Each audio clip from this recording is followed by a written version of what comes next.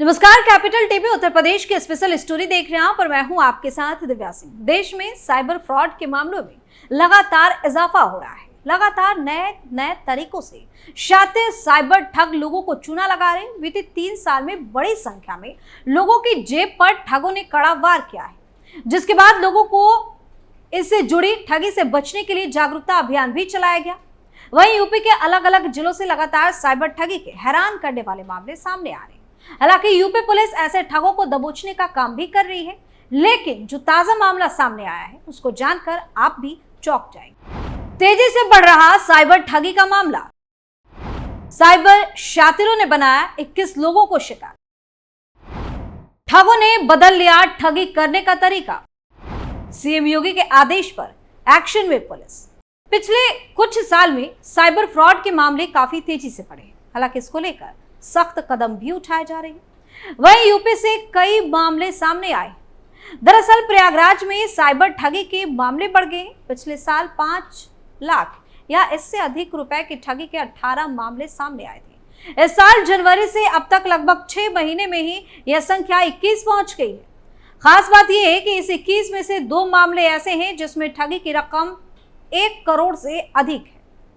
इससे बचने के लिए सतर्कता जरूरी है, क्योंकि न लूट, न छिनैती, न चोरी और न ही सेंधमारी, सिर्फ लालच देकर साइबर ठग संगीन अपराधियों से भी ज्यादा पैसे उड़ा रहे हैं। शहर के 21 लखपतियों से 6 महीने में हुई ठगी की रकम भी चौंकाने वाली है। शातिरों ने 1-2 नहीं बल्कि 6 करोड़ रुपए उड़ा लिए। प्रयागराज कमिश्नरेट में साइबर थाना खोला है।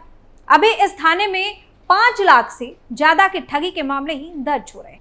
इसके अलावा साइबर ठगी के पीड़ितों की मदद के लिए साइबर सेल का गठन किया गया है। साइबर सेल हर तरह के साइबर अपराध के पीड़ितों की मदद करती है। जनवरी से लेकर अब तक साइबर अपराध के 214 मामले जिले के विभिन्न थानों में दर्ज हो चुके हैं। हर रोज औसतन 3 से अधिक शिकायतें सिर्फ साइबर सेल में पहुंच रही है। ज्यादातर मामले ठगी के ही होते हैं। शुरुआत में जांच के बाद ही एफआईआर का आदेश किया जाता है।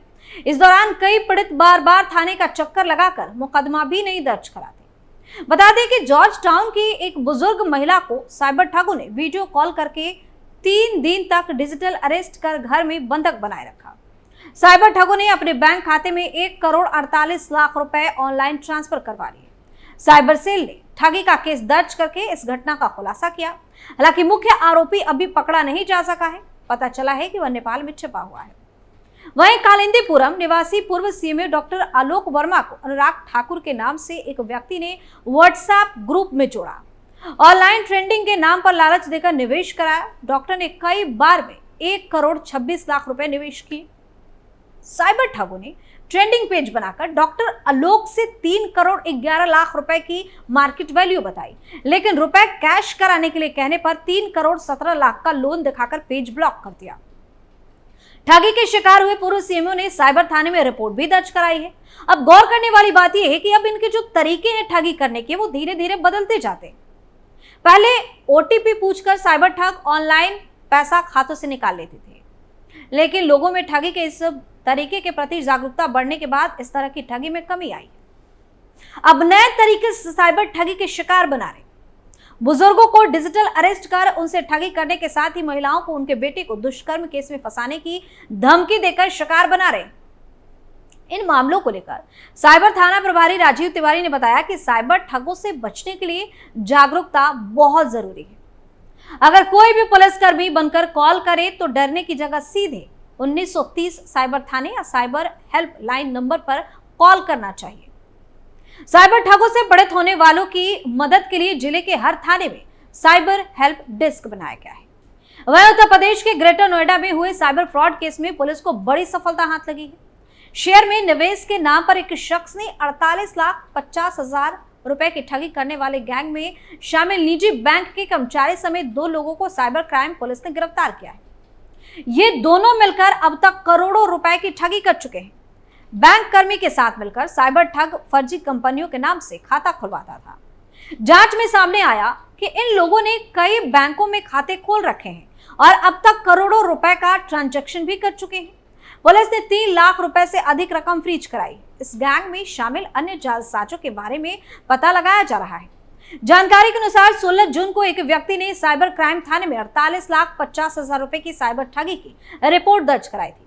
तब से पुलिस आरोपियों को पकड़ने के लिए दबिश दे रही थी। साइबर क्राइम थाना प्रभारी ने बताया कि साइबर अपराध गिरोह में शामिल ऋषभ मिश्रा और धीरज पोरवाल को गिरफ्तार किया गया। ये दोनों दिल्ली एनसीआर के लोगों से साइबर ठगी करते हैं। इनका नेटवर्क कई राज्यों में फैला है। गैंग का सरगना धीरज फर्जी फॉर्म का मालिक है। ऋषभ एक निजी बैंक में जॉब करता है। ऋषभ ही फर्जी कंपनियों के नाम से बैंक में खाते खोलने का काम करता है। धीरज ऋषभ की मदद से फर्जी आईडी से अब तक सैकड़ों खाते खुलवा चुका है। साइबर ठगी की रकम इन्हीं बैंक खातों में ट्रांसफर भी की जाती थी। पुलिस आरोपियों से बैंक खातों के बारे में भी पूछताछ कर रही है।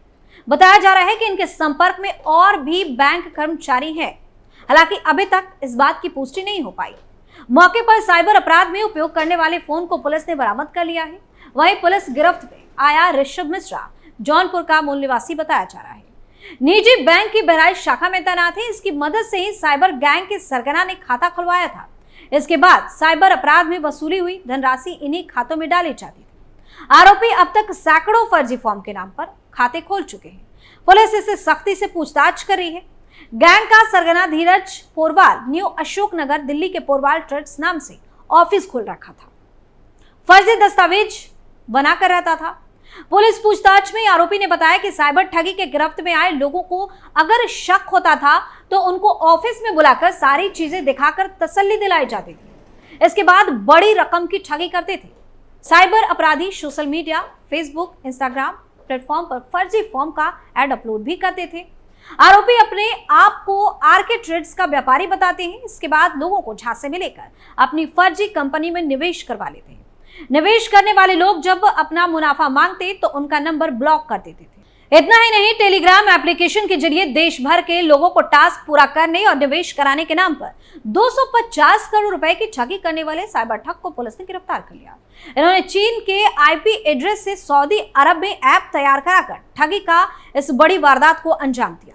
एसपी क्राइम सुभाष चंद्र गंगवार ने बताया कि साइबर अपराध थाने की टीम ने गुजरात के अहमदाबाद की जय जगन्नाथ कॉलोनी निवासी मैकेनिकल इंजीनियर सादरिया मेलन और दूसरा साइबर ठग high school fail Arjun Singh है। वह गुजरात के अहमदाबाद के ग्रीन बुल वाली निचाली कांशीराम मिल के पास रहता है। उन्होंने बताया कि रामपुर निवासी चेतना नाम की महिला ने साइबर अपराध थाने में केस दर्ज कराया था। चेतना ने बताया था कि टेलीग्राम एप्लीकेशन पर आदर्श नाम के यूजर ने घर बैठे 2 घंटे काम करने पर 10,000 रुपए देने की बात कही और इसी का लालच दिया था। महिला ने इस पर विश्वास कर लिया और फ्री में एप्लीकेशन अपलोड कर लिया था। इसके बाद महिला को 698 रुपए का लाभ हो गया।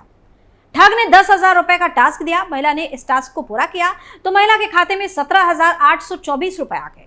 इसके बाद साइबर ठग ने महिला को और लालच दिया, अगर वह निवेश करेगी तो टास्क पूरा करने से भी ज्यादा लाभ मिलेगा। महिला ठग के झांसे में आ गई। उसने 10 और 25,000 रुपए का निवेश किया। इससे 47,945 रुपए मिल गए। 6 से 10 अक्टूबर 2023 के बीच महिला ने 15,20,621 रुपए निवेश किए, लेकिन इस बार कुछ नहीं मिला। साइबर थाने की टीम ने जांच की तो ठगी करने वालों की परतें खुलती चली गई। छानबीन के दौरान पता चला कि ऐप सऊदी अरब में बनाई गई। ऐप पर लोगों को गेम्स खेलकर रकम कमाने का लालच देकर फंसाया जाता था। इतना ही नहीं, ऐप चीन की आईपी एड्रेस पर तैयार किए गए थे। पुलिस टीम जांच पड़ताल करते हुए ठगों तक पहुंच गई। पुलिस पूछताछ में ठगों ने बताया कि वह अपने अन्य साथियों के साथ अब तक 250 करोड़ की ठगी कर चुके हैं।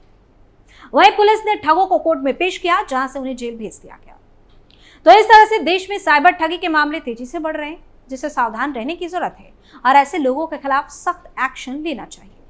इस स्पेशल स्टोरी में फिलहाल के लिए इतना ही। आप अपनी राय हमें कमेंट करके जरूर बताएं और देखते रहिए कैपिटल टीवी उत्तर प्रदेश। नमस्कार।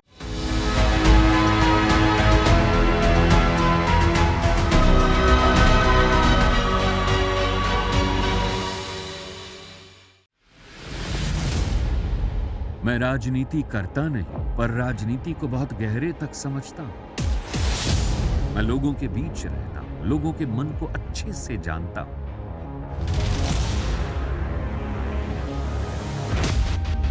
पब्लिक और पॉलिटिक्स की हर नब्ज को खूब पहचानता हूं। संघर्ष की सियासत से सत्ता के सिंहासन तक मैं हर खबर से खरा सच निकालता हूं। ना कोई दौड़, ना कोई race. Capital B, Uttar Pradesh.